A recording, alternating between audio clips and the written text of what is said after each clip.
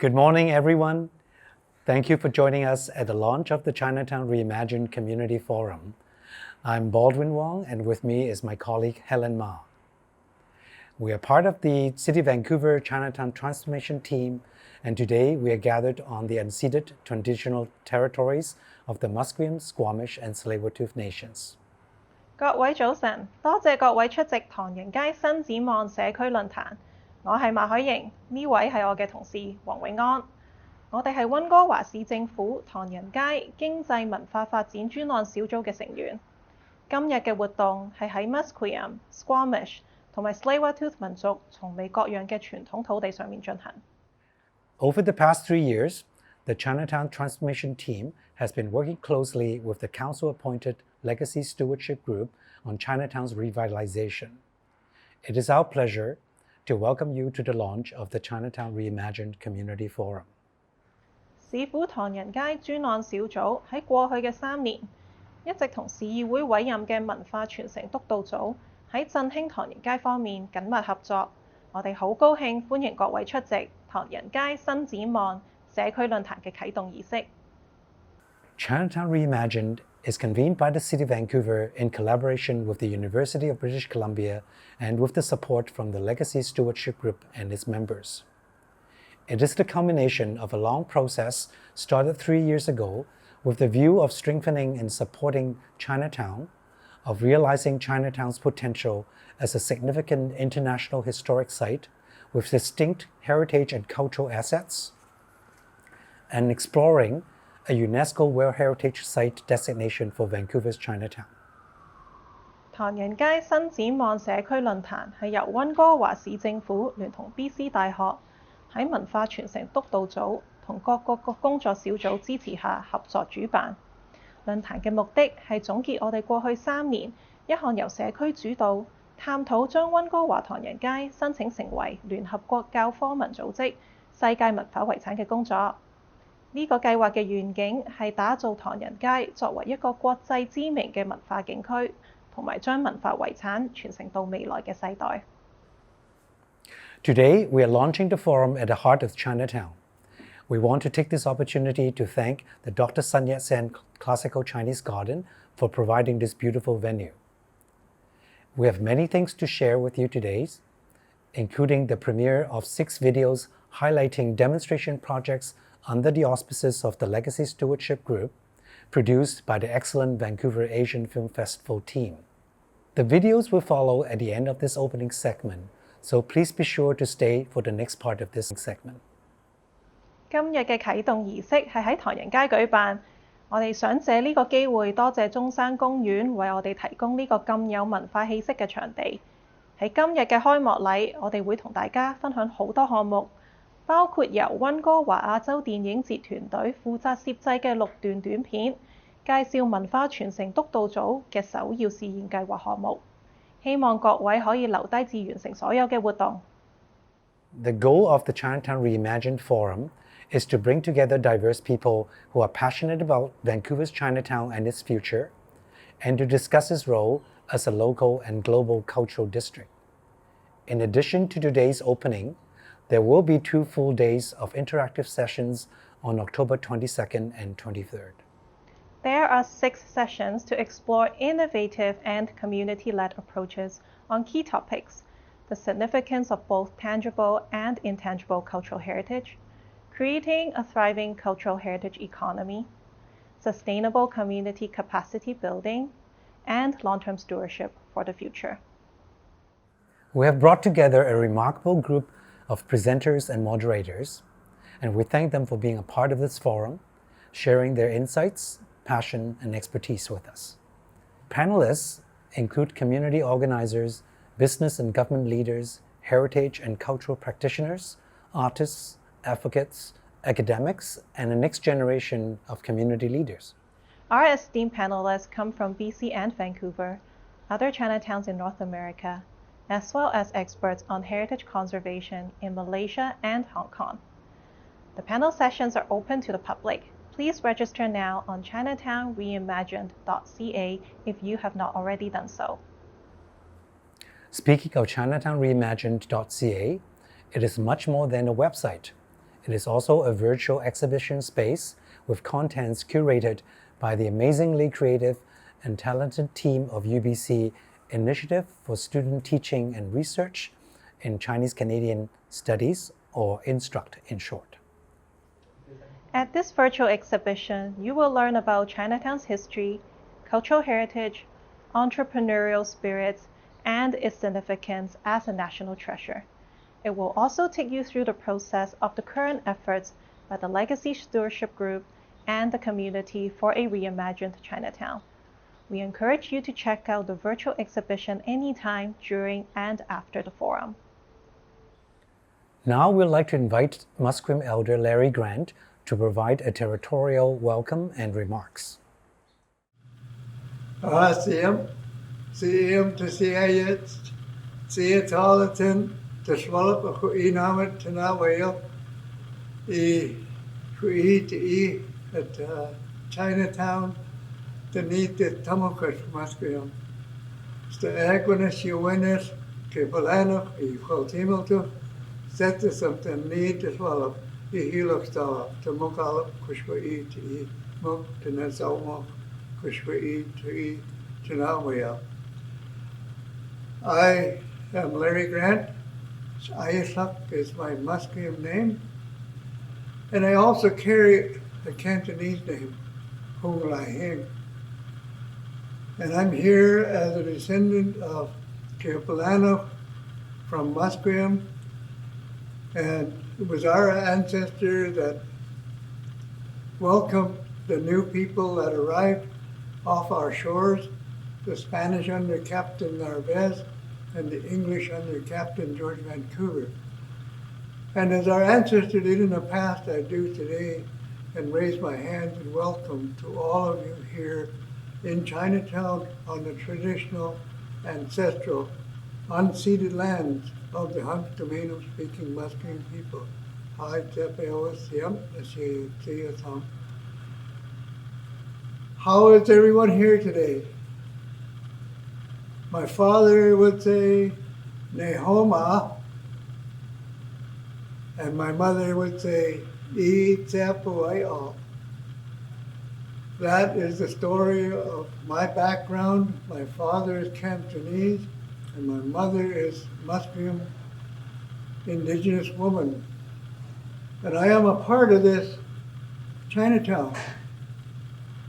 From the time I began kindergarten until I finished grade 8 at Strathcona School, living, working, growing, and being a part of this community that has always been inclusive.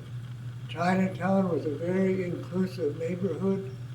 Our indigenous peoples got along very well, and the Chinese people and the indigenous people, many of them intermarried.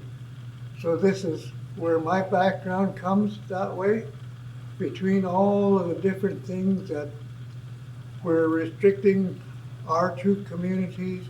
We got together, collaborated, did many things together.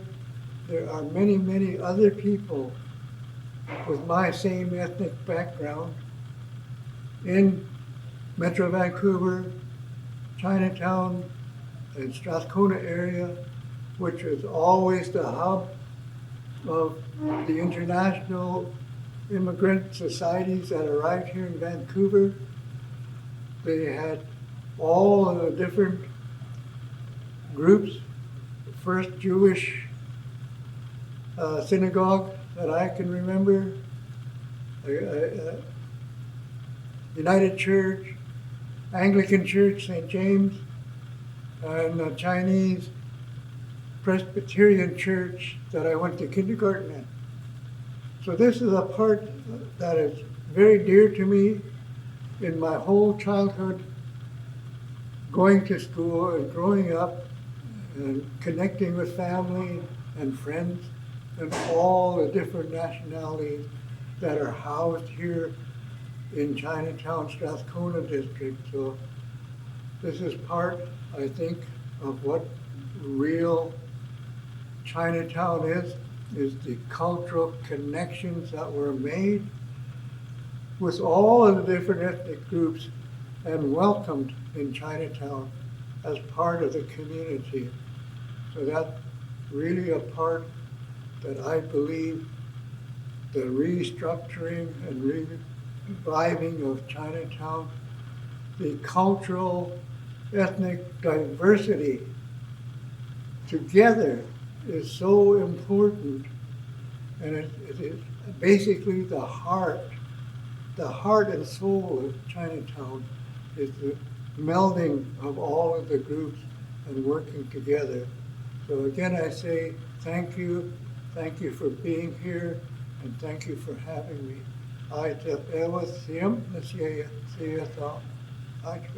Thank you. Thank you, Elder Grant. Now we would like to invite the Mayor of City of Vancouver, Mr. Kennedy Stewart, to say a few words. Hi there, I'm Mayor Kennedy Stewart. Chinatown Reimagined highlights the vital work done so far by our Legacy Stewardship Group, Chinatown Transformation Team, and community partners. We're committed to working toward a more vibrant Chinatown with a thriving economy, strong community, and reinvigorated culture and heritage.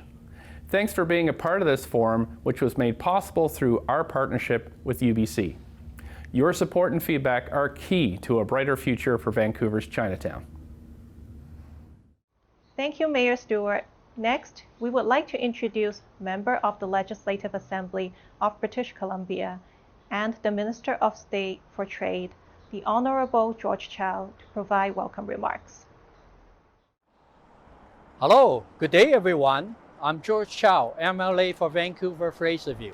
I'm pleased to speak to you from Vancouver, Chinatown on the traditional unceded territory of the Musqueam, Squamish, and the Tsleil-Waututh nations, with whom we share this land and their hospitality.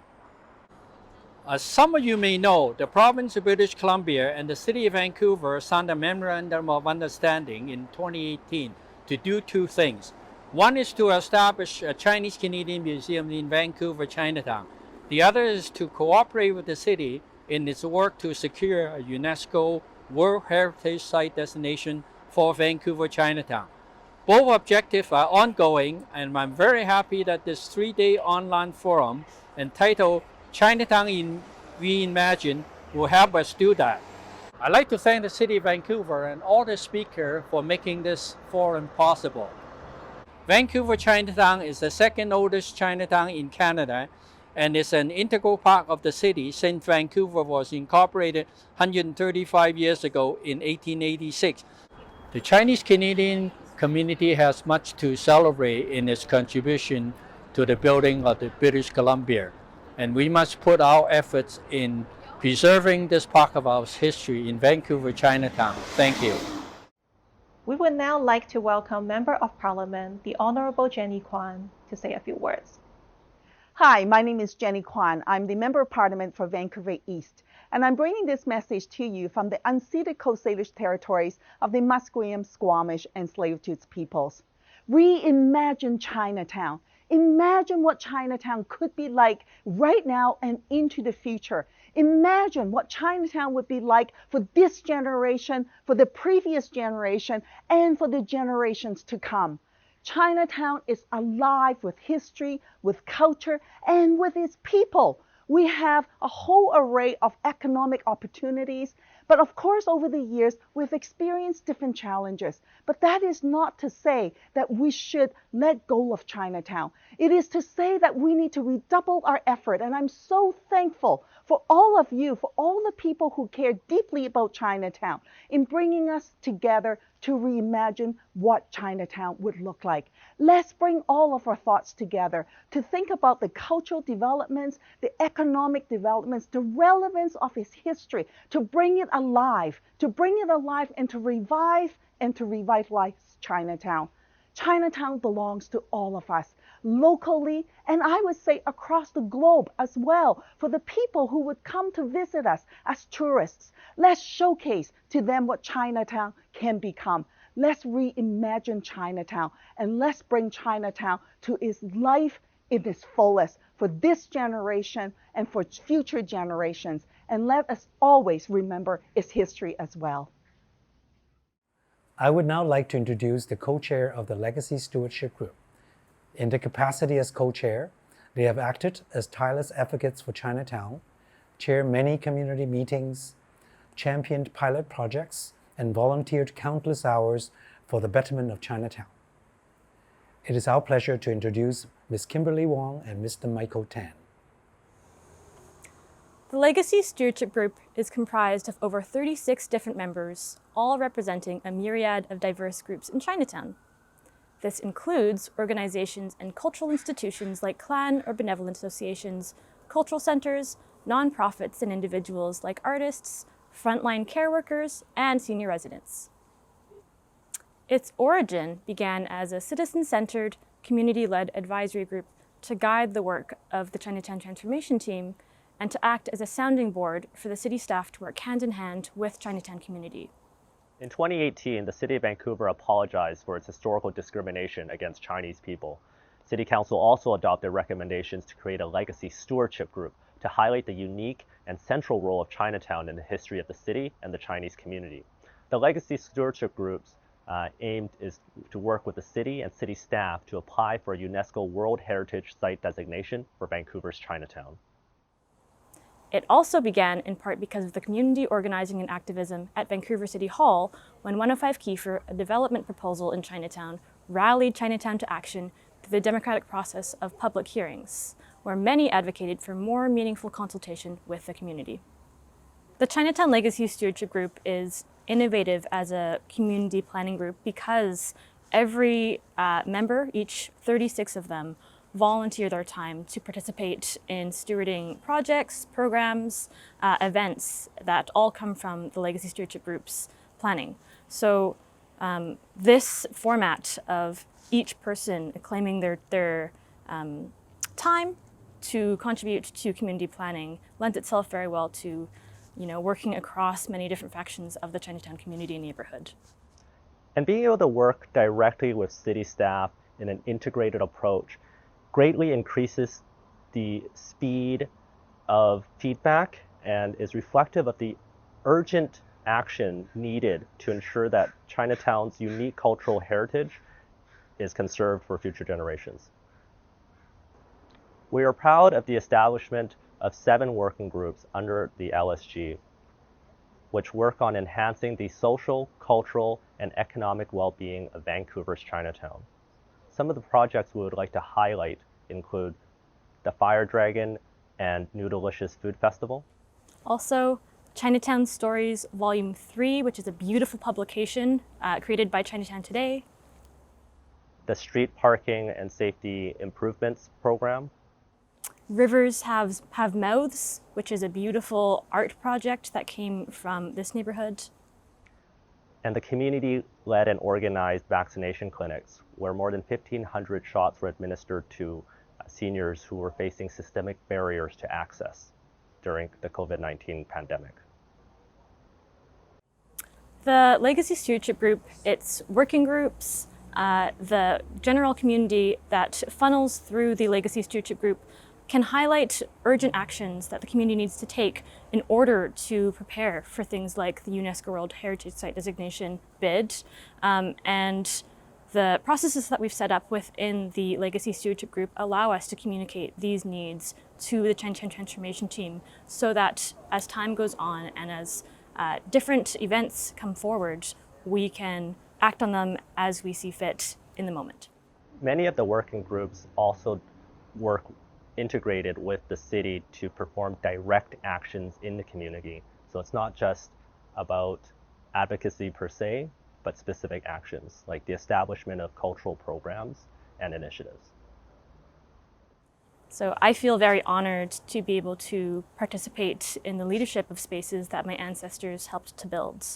That being said, there are many systemic barriers that exist in Chinatown, from the patriarchy to sexism to generational differences. They have been difficult to navigate, but I think that the strength and the beauty of the Legacy Stewardship Group is that people are willing to work with folks who come from different experiences and who come from different spaces in the neighborhood itself to work together for a future where we can all see ourselves there. I echo Kimberly's comments about being proud of my work in Chinatown and in the community. Community work is hard. You know, it's extremely difficult. And because there are so many passionate people that care about Chinatown, that have such a strong relationship with Chinatown, it can be difficult because, you know, there are many, as Kimberly mentioned, there's many different views on what are the actions and ways forward. So I'm proud of the Legacy Stewardship Group as being a venue and a forum and a way for the community to come together to move forward and work together in a collaborative approach, you know, directly with the city. So I'm very proud of that work. Yeah, it's kind of a one-of-a-kind thing. Absolutely. I would say the first step is reaching out. There are a lot of informal ways that the Chinatown community in particular can find community.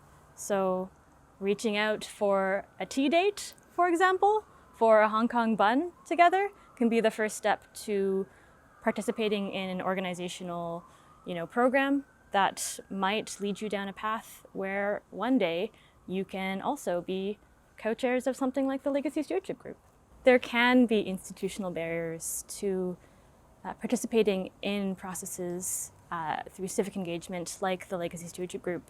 But what I will say is that our community is for everybody, and that means if all you have the energy for is to reach out to a friend and ask how you can help set up for an event in the Kiefer Triangle, that's okay.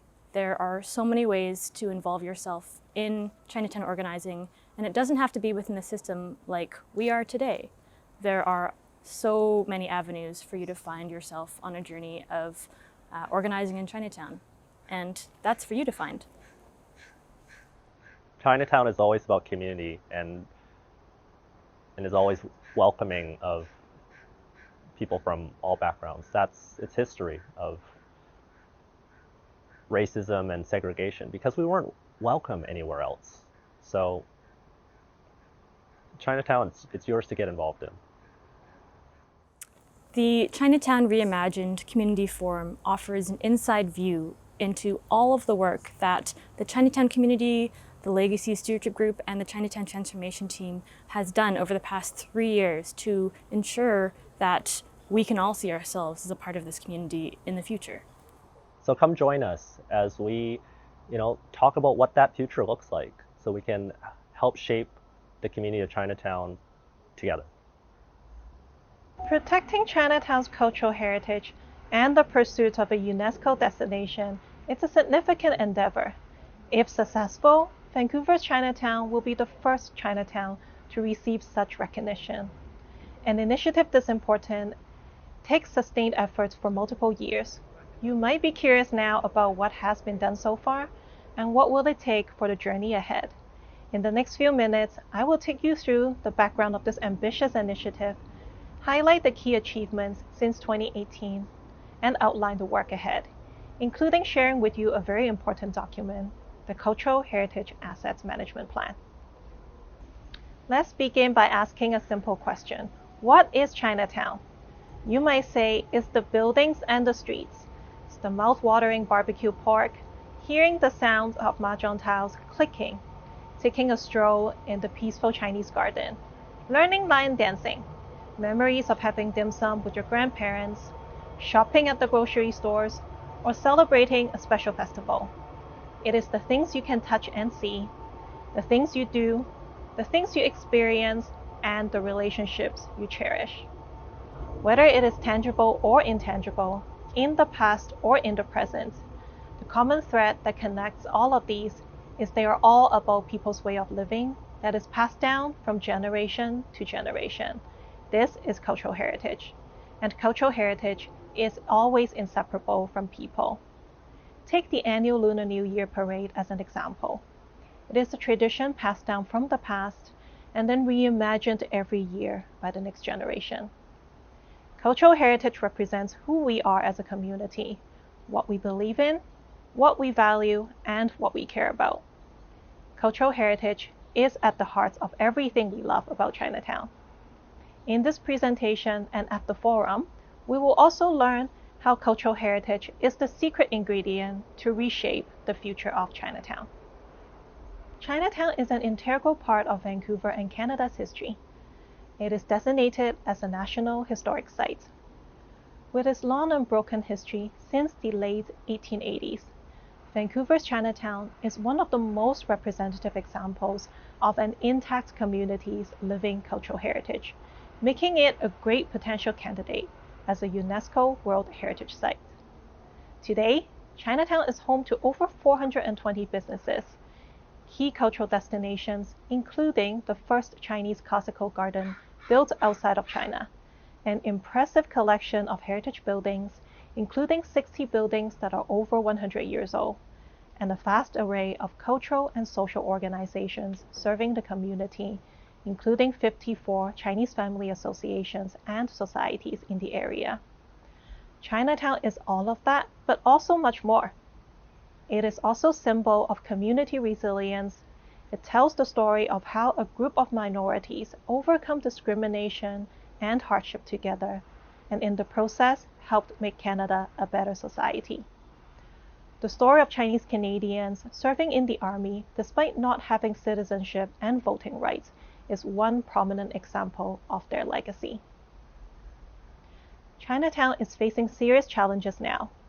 The pandemic surfaced alarming anti-Asian racism. Many businesses have closed. Issues related to poverty, homelessness, and mental health all made worse by the impacts of the pandemic. Chinatown needs support now more than ever, or it could disappear forever. And this would be a devastating loss to the community, the city, and beyond. The impetus of the current work began 3 years ago. In April 2018, Vancouver City Council convened a special meeting in Chinatown to deliver a formal apology for past discrimination against residents of Chinese descent. The special meeting was attended by over 500 members of the Chinese Canadian community, including World War II veterans. Hundreds more watched the event on a live stream in Chinatown Memorial Square. Council adopted 3 legacy actions to give meaning to the apology. They include establishing a legacy working group to guide actions on cultural redress, continuing education and engagement with Vancouverites on anti-racism, and initiating a process towards a UNESCO World Heritage Site designation for Chinatown.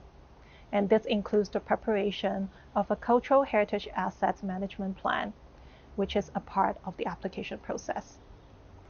The long-standing history of relations between Chinese migrants and the local nations and with other minority groups is an important story of which many are unaware.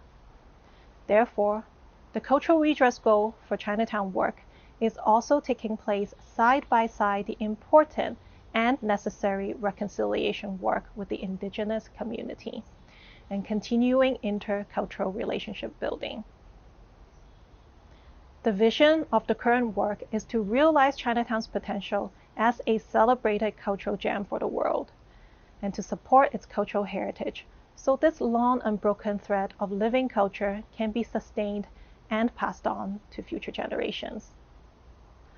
The Chinatown Transformation team was established in 2018 to work with the community to realize this vision. Although Chinatown is recognized as a historic area, there is still lack of understanding and lack of tools to support Chinatown's unique cultural heritage. Most people would be very sad if the only way to experience Chinatown in the future is by reading it in a history book or learning about it in a museum.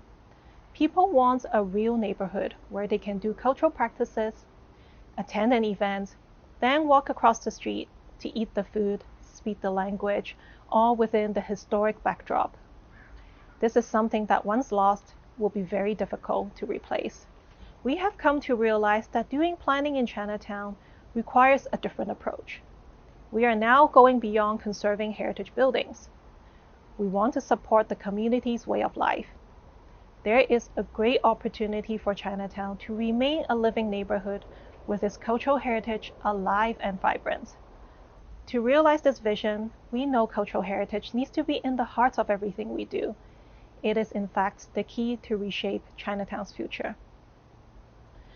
The team has worked very closely with the Legacy Stewardship Group and its working group and many community partners to take immediate actions to support economic recovery, neighborhood cleanliness and safety, cultural heritage development, meeting the needs of seniors, especially during the pandemic, anti-racism advocacy, and many more. Over 30 community projects have been completed or initiated. The pilot projects are going to be shown in the short videos after this presentation. Pursuing a UNESCO designation is a multi-year process and requires the endorsement from all levels of government. In this regard, we have begun a significant partnership. In 2018, the City of Vancouver and the Province of British Columbia signed a Memorandum of Understanding to work together on Chinatown's UNESCO bid. As a pilot project, a temporary exhibition for the future Provincial Chinese-Canadian Museum has opened in Chinatown, attracting over 3,000 visitors even during the pandemic. In addition, work has begun to find a permanent home for the museum in Chinatown. The work in the last 3 years generated widespread interest. So far, we have engaged over 11,000 people in over 310 meetings and events. Tremendous amount of community efforts, volunteer hours have also been put into this work. All of this is demonstrating how special Chinatown is and the vast amount of people who want to be involved and want to contribute.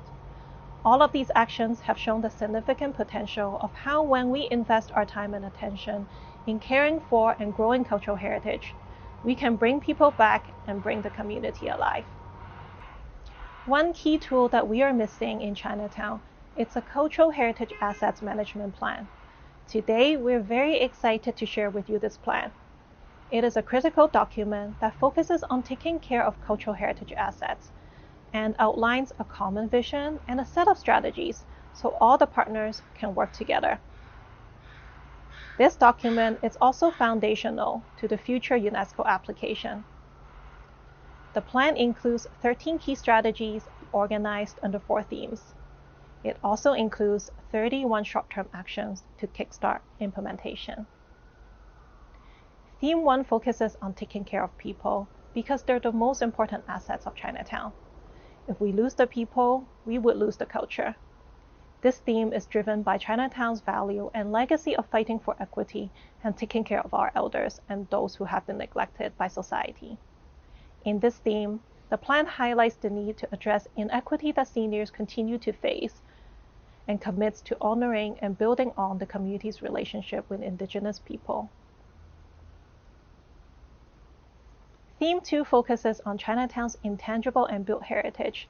In Chinatown, these 2 forms of cultural heritage cannot be separated from each other, and we need both forms for Chinatown to keep its culture alive.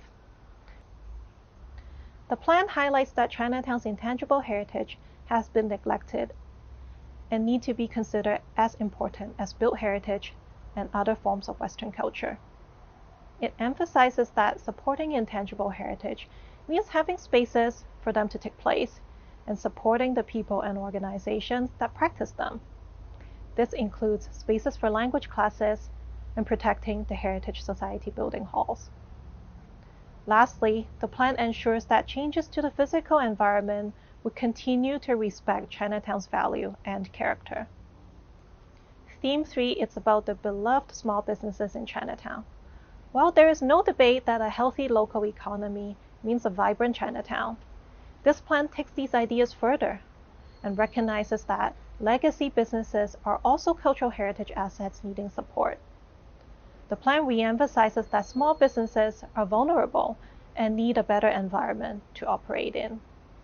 Cultural heritage businesses should be encouraged and supported, including with incentives. Theme 4 is about working together.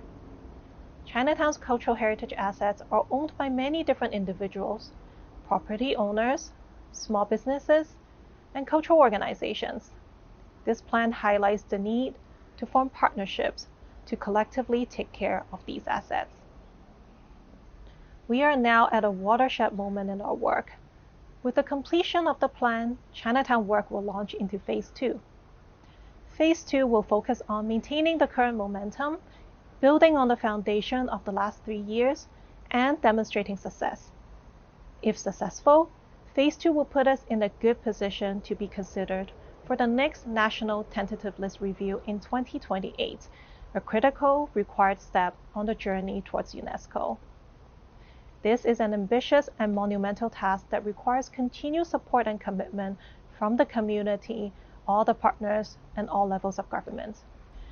The secret ingredient to Chinatown's success is something that we already have. We need to change the way we see cultural heritage. Cultural heritage is a source of creativity and inspiration that is capable to be renewed and grown with care. It is the key to a vibrant future. The community already knows it, and now we all know it too. If we work together, we will have the unique achievement of keeping this long unbroken thread of cultural heritage alive into the future and becoming the first Chinatown in the world to be a UNESCO World Heritage Site. We need to remember that cultural heritage at its core is about people. Therefore, a future where cultural heritage thrives depends on people working together. There is much work to be done, and this is a once-in-a-lifetime opportunity. We invite all of you to join us to build a future where the community continues to draw on its cultural heritage to reinvent and renew itself the way that they have been doing for the past century. Join us to support the plan, participate in the forum sessions, learn about Chinatown on our website, and be the biggest supporter of cultural heritage. Join us to reimagine Chinatown. Thank you, Helen, for the presentation. The Chinatown Reimagined Forum is an opportunity to celebrate and showcase the innovative work led by the community. I'm now pleased to introduce the premiere screening of 6 videos produced by the wonderful Vancouver Asian Film Festival team. These short videos introduce the pilot projects that were initiated and led by the Legacy Stewardship Group and its working groups. These pilot projects highlight the tremendous energy, passion, commitment, and creativity of diverse people across different backgrounds and generations in support of the work in Chinatown, but not only to support, but also to meet the different challenges. The first video I want to introduce is titled Solidarity, the same title of the art exhibition located at the Dr. Sun Yat-sen Classical Chinese Garden. The project was initiated to celebrate Chinatown's cultural heritage and historical connections between Chinese Canadian and Indigenous artists.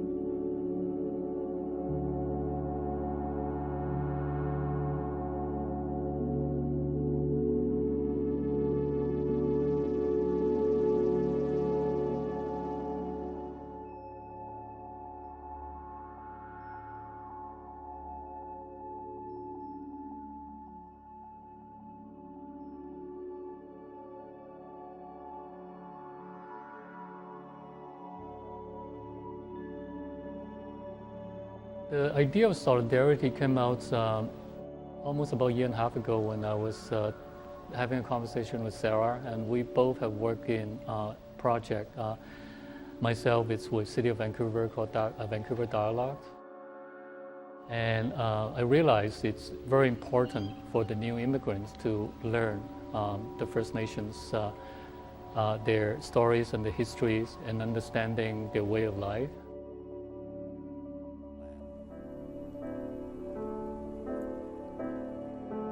When my grandfather from China came to Musqueam to farm, they did that mostly on a handshake basis. There were no real leases at that time until the Department of Indian Affairs took it over. It was very, very beneficial to the farmers, but also to the Musqueam community.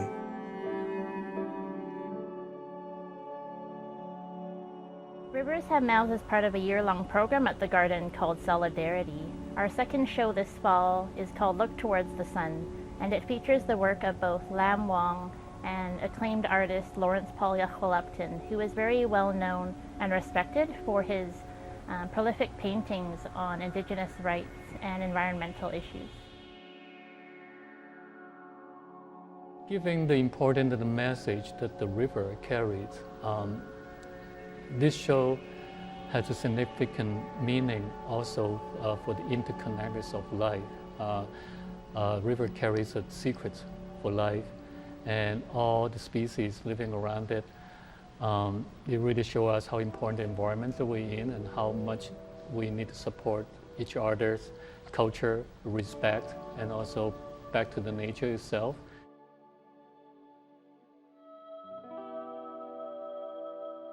The history of that land there is so rich and so fascinating, and how our Indigenous communities, our local First Nations people of the Musqueam, Squamish, and Tsleil-Waututh came together with the Chinese community, decades ago, and we've been joined by marriage and friendship, and we have a lot of interconnectedness, and that weaves us together.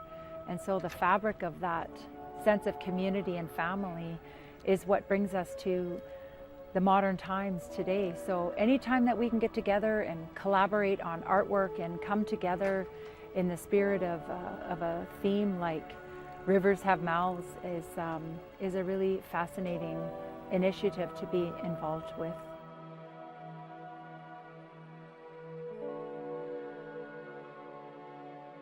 Rivers do have mouths, and they'll speak to you if you'll listen. So we listen with our hearts and our minds, and we stand before a weaving like that. In our Coast Salish custom, I truly believe that our weavers were instrumental in holding knowledge. It's very important that this exhibition is being hosted by the Sun Yat-sen Garden, because the garden has long been a cultural anchor in our neighborhood, and recently they celebrated their 35th anniversary. And I think as a central meeting place where people of all backgrounds have gathered over the past decades to get to know one another and build a common understanding, this is one of the key reasons why Lam and I felt it was so important to bring this exhibition here and really begin to grow awareness about the unceded territories that we are on and the shared histories between Indigenous and Chinese Canadian peoples. Since COVID, this rising of anti-Asian racism, it sort of bring the whole show to another level of meanings. The Chinese cultures and the Indigenous cultures faced extreme racism for a long, long time in the history. So we have a shared histories. We also have a shared connections about living together. And so this shared history is also important to express in the project as well.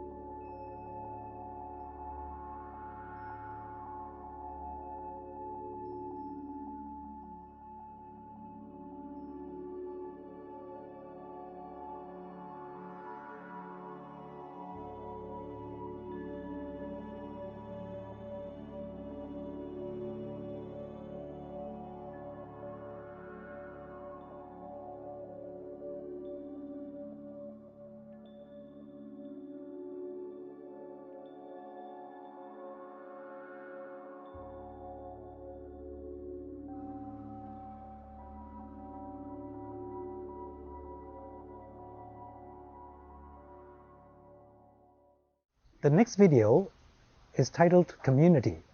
The video revolves around the important topic of understanding the living conditions of Chinese seniors in the downtown East Side area and the issues of their accessing support and services.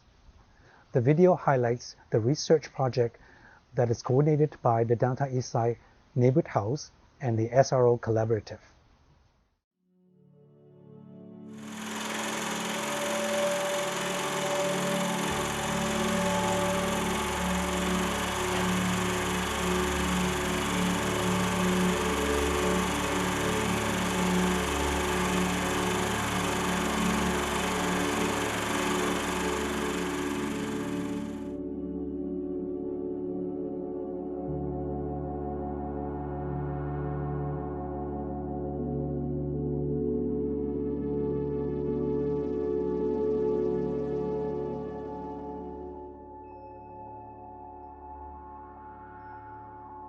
The research project begins at the beginning of the pandemic. We decided to work on the food sovereignty and support the tenants who, because of the pandemic and have problem with getting food or groceries or have food supplies. Thank you for Helen's efforts to work to follow through the whole research, and the findings really help to paint a wholesome picture of the life of SRO tenants. So the purpose of this project is to focusing on the Chinese seniors who live in the privately owned SROs in downtown East Side, especially in Chinatown and the Strathcona areas.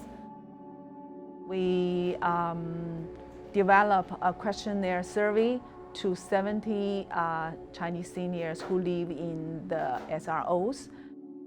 We target to 12 SROs in the Chinatown and Strathcona area, with 8 of the SRO buildings owned by the Chinese benevolent societies, and 4 other SROs are owned by the private individuals.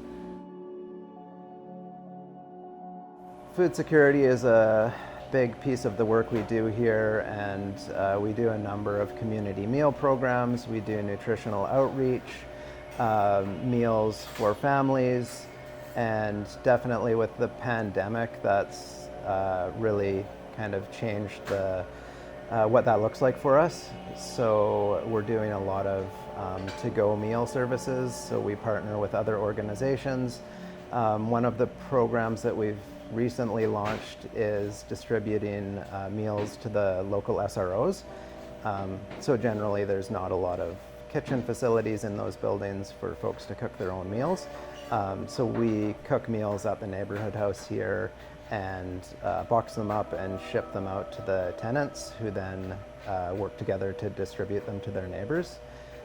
So that's a unique program that's come up in response to the pandemic, and at the moment we're looking at shifting kind of our model back to pre-pandemic operations, which will be more folks eating in the space again, sharing a meal together. That's a big part of our food philosophy, and something that just due to the housing situation in the community, folks don't really have the opportunity to share a healthy meal with their neighbors. So providing that is a really important part of our service, I think.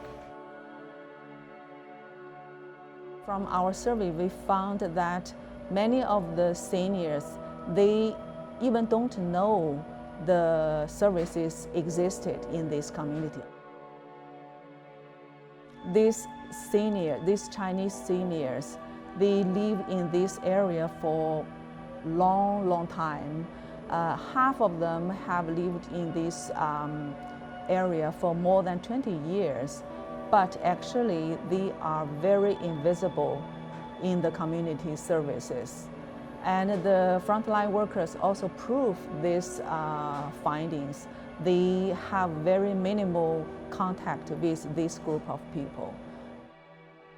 This research is divided into 2 parts. The first part is the finding, and the second part is the recommendation.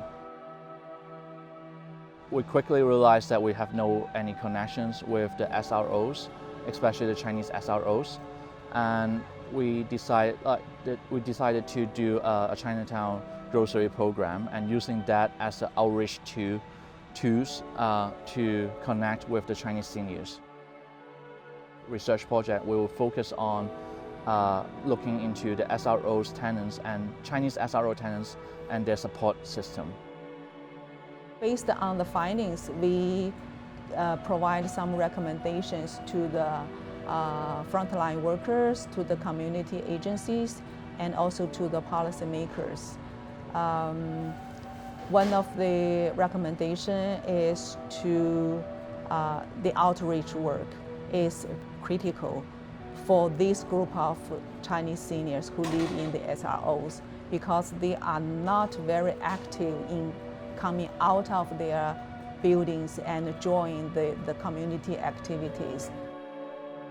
I think the findings have been really things that community workers and volunteers and stakeholders have known for a long time, but it really does provide sort of a different angle on those issues and more support for advocating to government and different stakeholders to pitch in and help solve some of these issues that the community is experiencing. Of the grocery programs and other programs that we have specially designed for SR tenants, we're really able to build the connections and able to identify tenants or residents who have connections or like good connections with other tenants, and that way we're able to map out the relationship network within the SROs, and then because of that we're able to activate these network and able to help them to help themselves.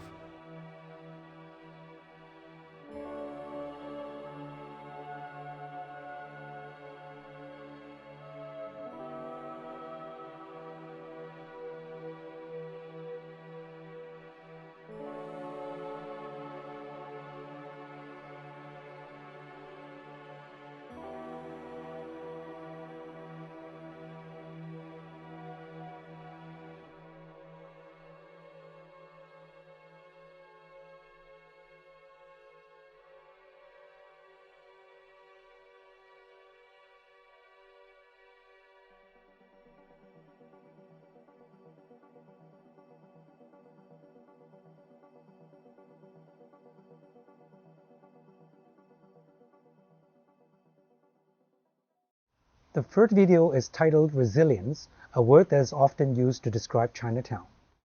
This video highlights the Chinatown Stories collection, coordinated by Chinatown Today, a local agency. Through interviews and storytelling, the project explores how resilience in its various forms is expressed by community members and has become part of the intangible cultural heritage of Chinatown.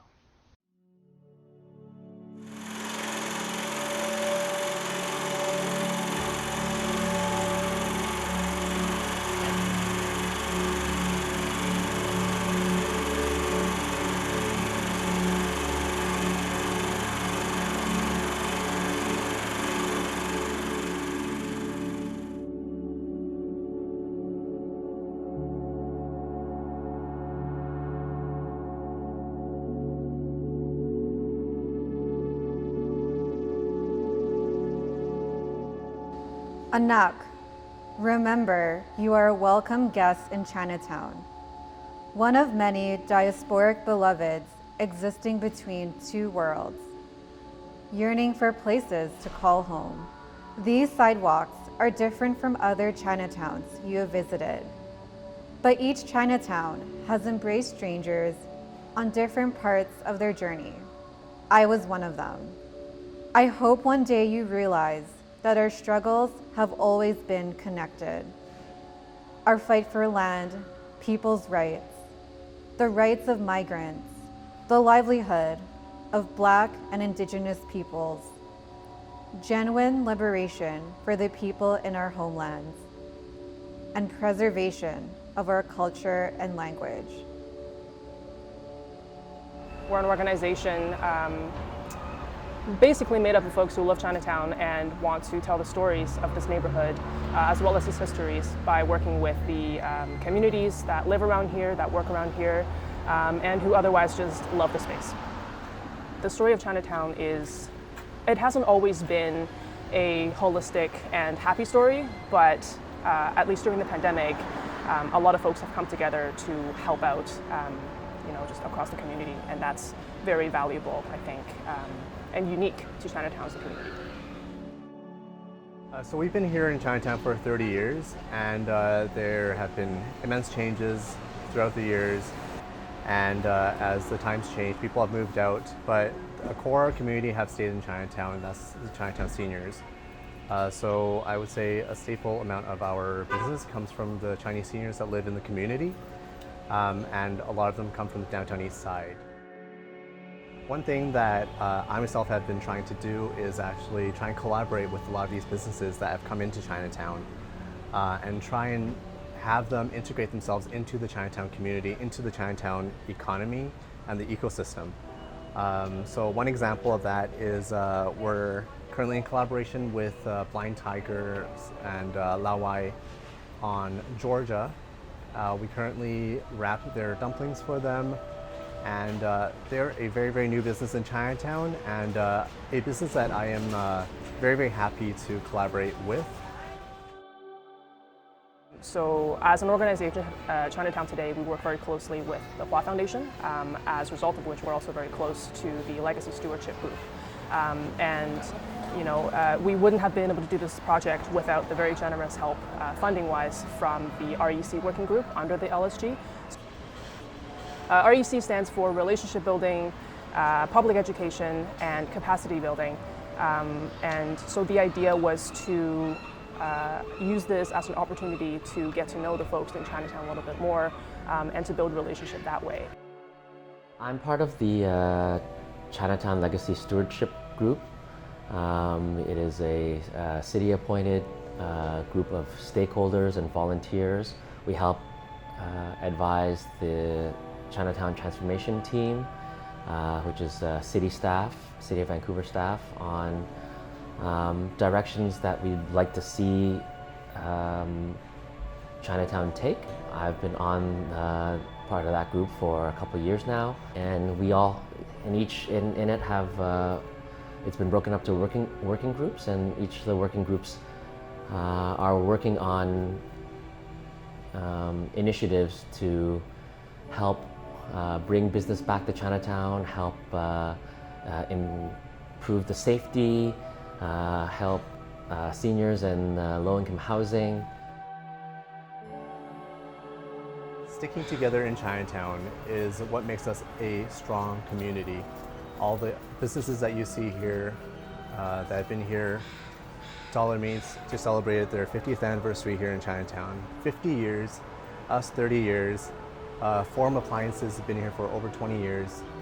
So, we really pride ourselves in being able to pull through in Chinatown when business is good, it's great. When business is bad, we still stick together.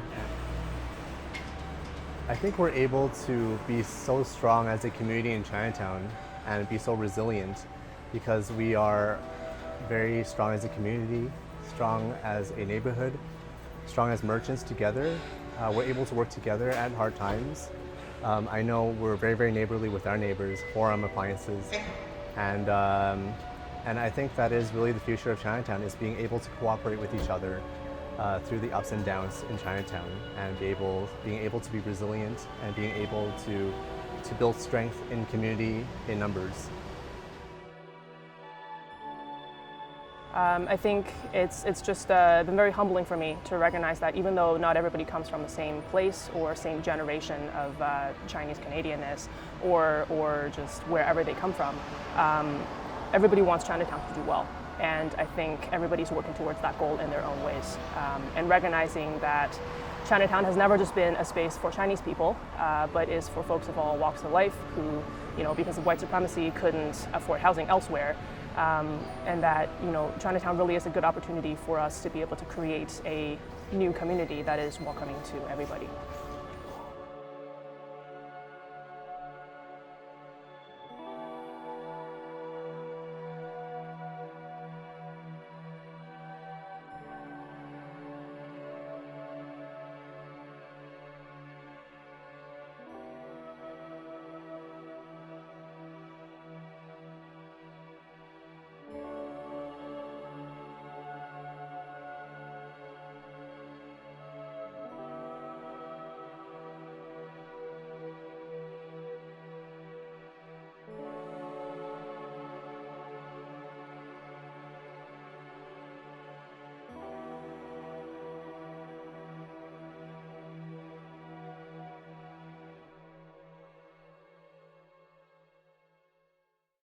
Continuing on with the topic of neighborhood care, the next video looks at the importance of having clean and safe streets in Chinatown which are essential for local residents, businesses, and visitors. The project is coordinated by the Chinese Cultural Center with support from local agencies.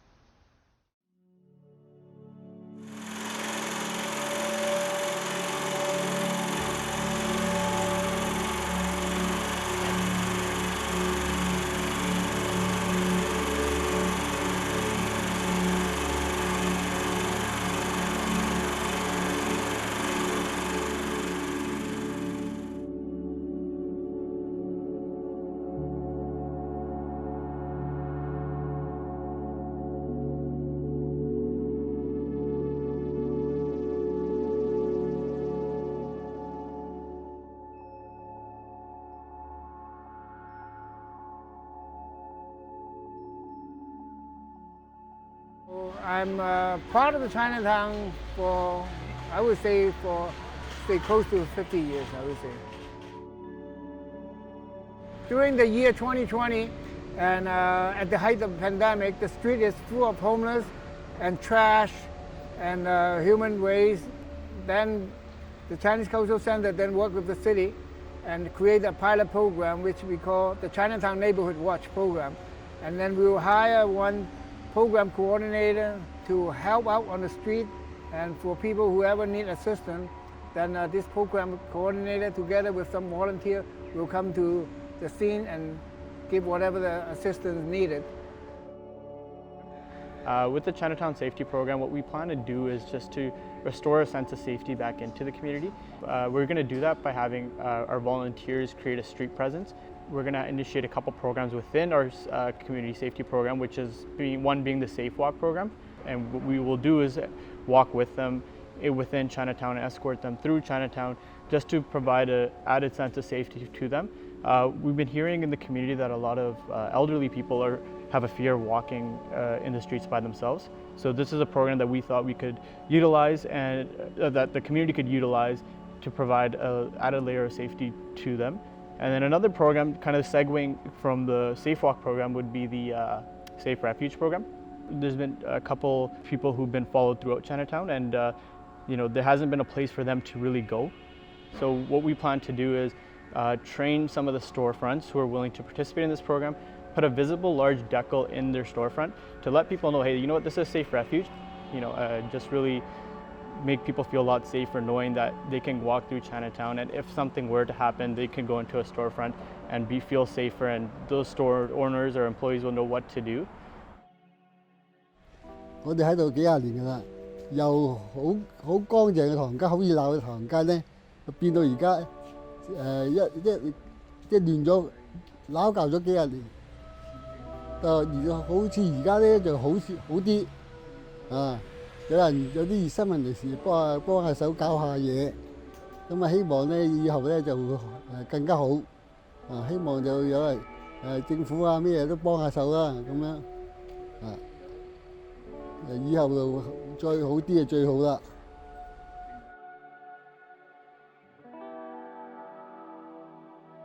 June 2021, and the street been improved quite a lot, including the cleanliness and safety. And then you start to see they actually got city crew to come in to pick up the dirt and trash on the street. They wash the street, and they also you see a lot of frequently you have police cars drive by, and then you see police officer patrolling the street on foot. So actually lately it's been improved quite a bit. However, the underlying element which is very negative. We're planning on initiating a night watch program. We know that Chinatown has been plagued with graffiti, and what we plan to do is really put a cap to it. We want to catch some of these people in the act and report it to the police, catch them on video, catch them on camera, get their faces so that we can pass the information on to the Vancouver Police Department.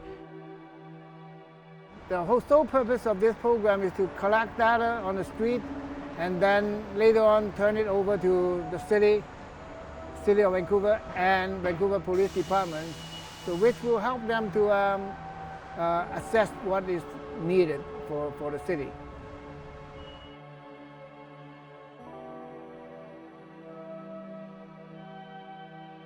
而家唐人街咧，summer 開始咧係即係比之前係乾淨少少，同埋見到好多人即係執垃圾啊，同埋都洗街啊咁。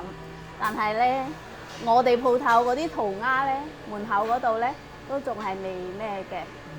嗰啲咁嘅流浪漢咧，其實都仲係有啲嘅，但係都比之前好少少啦，希望嚟緊會好啲啦，再繼續你哋幫我哋唐人街啲鋪頭啊，或者啲商務嗰啲做好啲啦，希望你哋會幫我哋唐人街再 keep 得好啲咯，我哋都希望會繼續會安全啲啊咁啊冇咁多嗰啲流浪漢走入嚟啊咁咯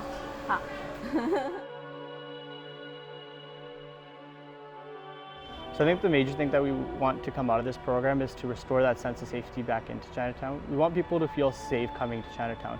We want them to be able to experience Chinatown in its fullness and its glory that people once did before.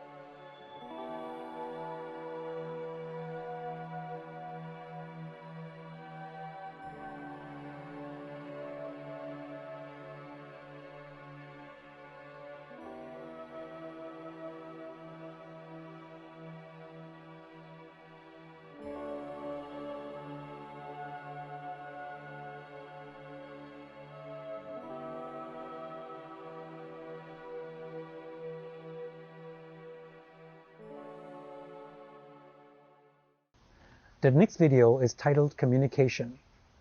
This video highlights the story of a much beloved legacy business in Chinatown and the effort to document their story and their cultural heritage significance.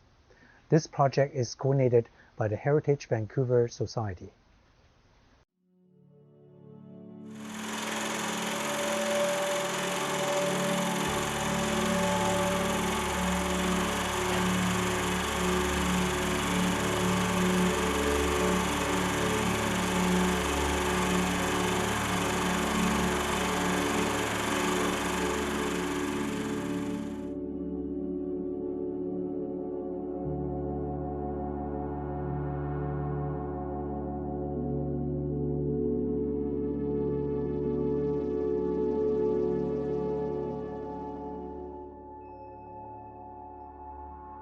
We're a heritage organization, and normally in heritage, you do a lot of background research and a lot of historical research on a building or a place. But in Chinatown, I think there's a lot of interest in the living aspect of Chinatown, the living heritage of Chinatown. And what we're trying to do is find out why certain businesses might be important to people in Chinatown. We have new businesses from the second generation Chinese Canadians opening up coffee shops, bakery shops, or even art studios, which really help to enrich the diversity here in Chinatown.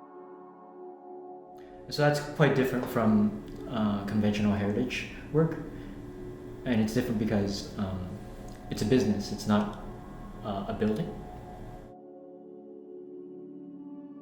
Yeah, we wanted to kind of have an element of the business talking about what they do, to really show the audience just kind of a glimpse of like a day in the life of their work, and the customers, why they think it's important. So for the first segment, we interviewed Nguyen Dim Sum in Chinatown, kind of interviewing William and his father, Susan, the business owners, and their story of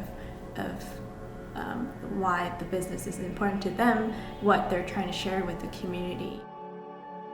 So we've been here in Chinatown for 30 years, and there have been immense changes throughout the years. We started in '91, and I was basically born into the business. The business, when it first started out, was very, very busy. There were lots of people around, and as the times changed, people have moved out, but the core community have stayed in Chinatown, and that's the Chinatown seniors. So I would say a staple amount of our business comes from the Chinese seniors that live in the community, and a lot of them come from the downtown east side. One thing that I myself have been trying to do is actually try and collaborate with a lot of these businesses that have come into Chinatown and try and have them integrate themselves into the Chinatown community, into the Chinatown economy and the ecosystem. And also, we're talking to a lot of people who are connected to this business in some way to try to find out why it's important. I think what we kind of realized as we were doing the project is that it wasn't so much like, oh, this food is especially unique, or that, you know, they're the idea that it's a family business was important to people, but also it's important to people because it's there and it's like a part of their daily lives, and that is, you know, kind of a different way of looking at heritage as well. 有意義，起碼都傳咗落下一代先啊嘛。因為而家有好多嘢咧，嗰啲人咧，有好多生意咧，下一代都唔肯接手噶啦。咁上一代年紀一大咗咧，佢又退休又唔想做啦，係嘛？咁你變咗，如果係下一代唔肯接手嚟講，你喺中國，中國好多嘢咧傳唔到落去噶啦。所以咧，佢哋第二代肯接手咧，呢個絕對係好事。Normally, when heritage people do this, there's a sort of formal kind of document, and they call it a statement of significance, right? And it documents why this is important. You know, where it is, who designed it, you know, what's the history. We wanted to do it in podcast form because we want the story to be accessible to the general public, and people can learn about it. They can hear the owners talk about why it's important to them. They can hear customers talk about what they like about it, what's special about the business for them. 因为你要是对待香港人或广东人来讲，因为他卖的都是这种传统的点心嘛。你要是唐人街，现在我知道的卖这种传统的点心的就他一间了。The podcast approach also, it's kind of a storytelling format that's not so technical, and so it's more approachable to folks who might not be in the industry itself, and it's more easier to understand for just the general public. Like normally the biggest question is, why is this place important and why is this place meaningful? We didn't use historical information because there's not a lot of historical information about this business, right? We talked to the owners, Carmen talked to the owners, Carmen talked to customers, to try to understand how this business fits in with the neighborhood. And I think what we learned is one thing that makes this place really meaningful is because it supports the neighborhood.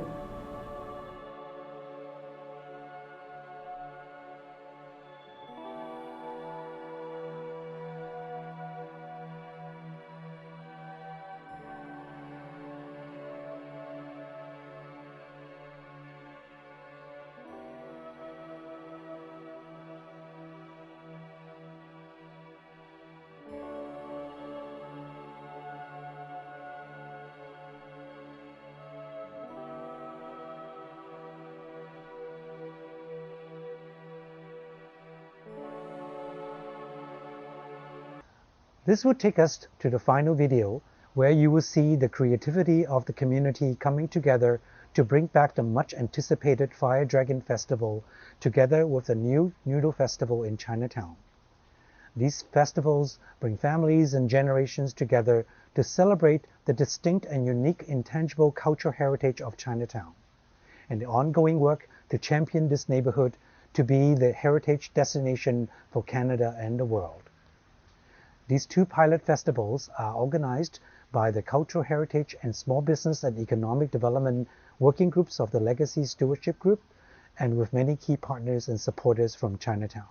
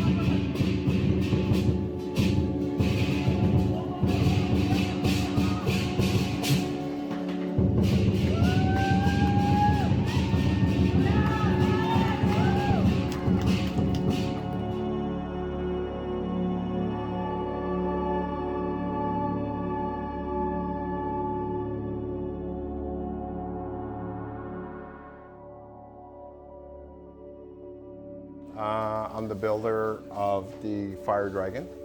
What we have here is the volunteers, hey guys, from the Han Sing Kung Fu Club. They've been volunteering to come in to build the body. And we're making the connections right now, the mechanical connections. We're going to test the entire Dragon out on Carroll Street just to make sure that all the mechanicals are going to hold in place. Philip here is the artist who came up with this idea, and we're working together to finalize the entire look and feel of the dragon, which I think is very important, that the body be able to animate mechanically in its flow in their dance. The estimated length right now is 70 feet.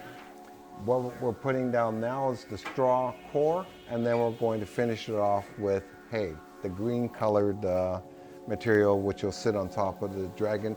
Hopefully we'll be able to get the two-tone effect of the green and the taupey colored straw. Okay, so we are building a 70-feet dragon. It's going to be hanging on the Kiva buildings, one of our Kiva on the big walls there. And so we want to make this dragon less than 100 pounds. And the material-wise, we want to, there's a couple of things. We want it to be as light as possible, and also use a lot of mostly recycled material. And then the other thing is need to be waterproof. We did get a lot of flags and also materials and silk-like material fabrics for the calligraphy that I did on 2 occasions. So one, it's about the story and origin of the Dragon Festival, Fire Dragon Festival, and the second one, batch, is about the prayers of compassion. And then we cut them all up and then put it on the body. The body itself is divided into 7 sections, like 7 body, plus the dragon head. The dragon head is using chicken wire and paper mache, and all painted by Bagua artists, Sean, and volunteers as well. And the body itself, it's filled with styrofoam, actually, all recycled. And then later on, sewing the calligraphy strips and also other colorful strips on it. It takes about 12 hours to install it on the 20th of September.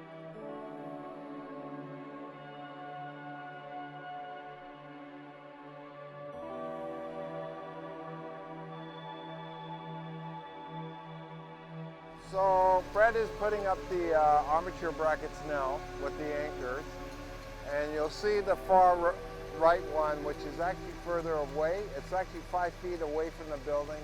which will cause the head to come out and twist out from the building, and we'll hang the body in order after that.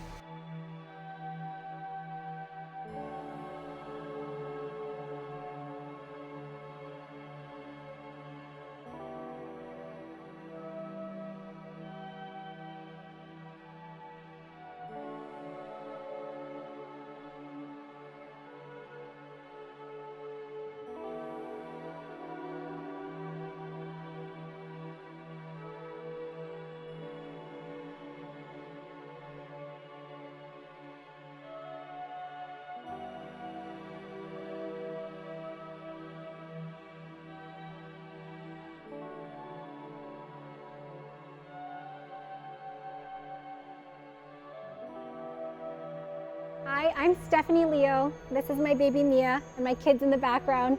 I'm part of the Legacy Stewardship Group of Chinatown as an independent member.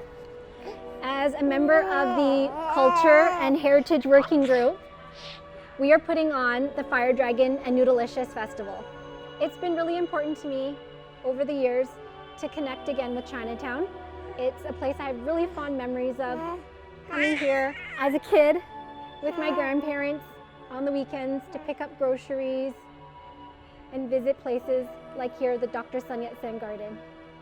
I hope that my kids can have the same experiences that I had coming down here, connecting with their culture and learning about the history of the place and the people who have shaped this neighborhood.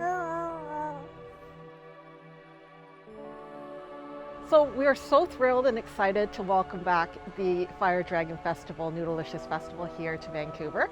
The original Fire Dragon Festival was actually here in 1974, and one of the original participants, Philip Wong, is involved in this project with us today as well. So we're excited to have him. And of course, none of this would be possible without the support and help of the Chinatown Transformation team in the City of Vancouver, as well as the Vancouver Chinatown Business Association. So the Garden's very fortunate and thrilled to be a part of this initiative. I'm one of the volunteers building I think is the first Fire Dragon in Vancouver in 1975.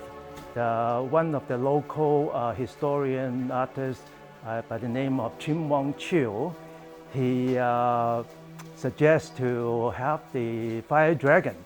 So I was tasked to help out to build the dragon. It's nice that now, after so many years, that we are doing it again, and with Mel heading the construction group, things are coming along, which is great. You know, the first time we had a Fire Dragon Festival, it was in 1975. So that's a long time ago. And I was involved with the original one. I'm really glad to see now the festival, we're getting a lot more younger people involved. You know, most the people who go to the societies and so on, you know, in their 70s, 60s, 70s, 80s.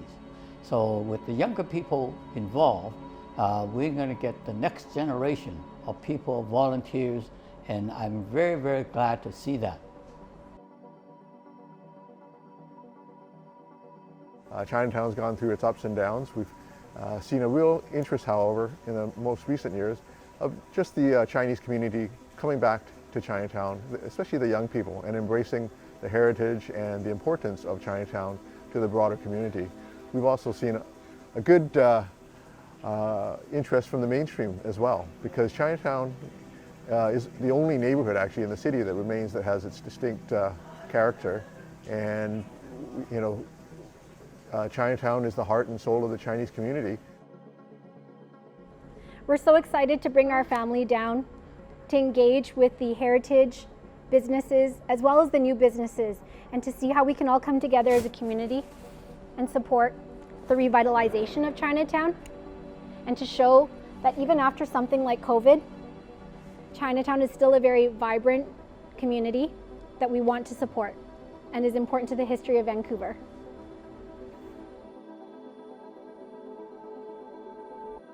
Look forward to everyone coming down for the Fire Dragon and Noodle Festival this September in Vancouver's Chinatown. It's a collaboration between the business community and the cultural heritage. Fire Dragon is representative of the vitality of our neighborhood, and what it has done is it's brought the young and old together to celebrate our community. And of course, food is an important component of the Chinese culture. It represents the diversity of our ancestry, the foods, and it's also about family, bringing people together.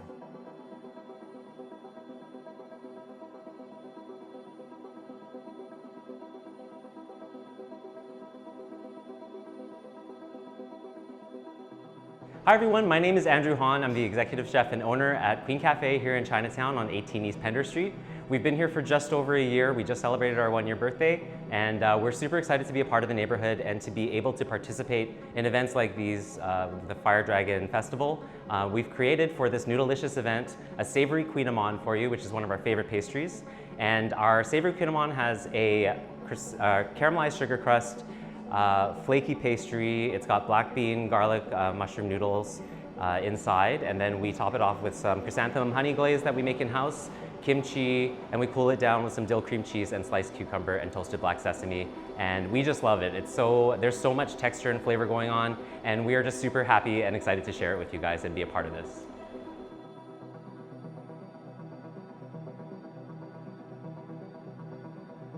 Hi, I'm Ryan. I'm the chef at Shuck Shuck. We're a completely 100% sustainable oyster bar in Chinatown, Vancouver, BC. We're happy to participate in the Fire Dragon Festival, the Noodleicious Festival. For the Noodleicious Festival, we've created the calamari noodle salad. It's made with spaghetti neri, which is a squid infused pasta, marinated calamari, artichoke, lemon and lemon zest, green onions, and a little bit of chive oil. Please come check it out.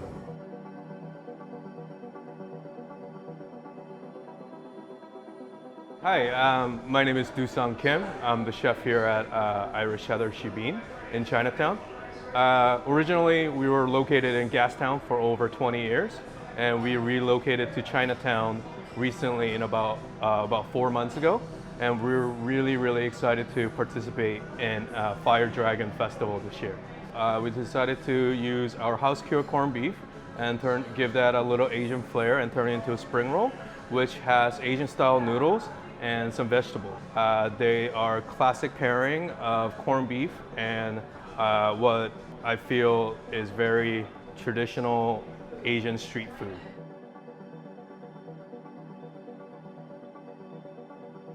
So I got involved with the Fire Dragon Festival as part of my work with the Culture and Heritage Working Group of the Legacy Stewardship Group of Chinatown. It's been really important to me to be a part of this, as the festival is a way for us to help with revitalizing Chinatown. With COVID, it made things really difficult and hard for families to come down here and engage with the community. This is a living community that's very important, not only to the history of the Chinese Canadians, but to the whole city of Vancouver. It's been great to come down, engage with different heritage businesses, new businesses, and introduce my kids to a place that's very special to me.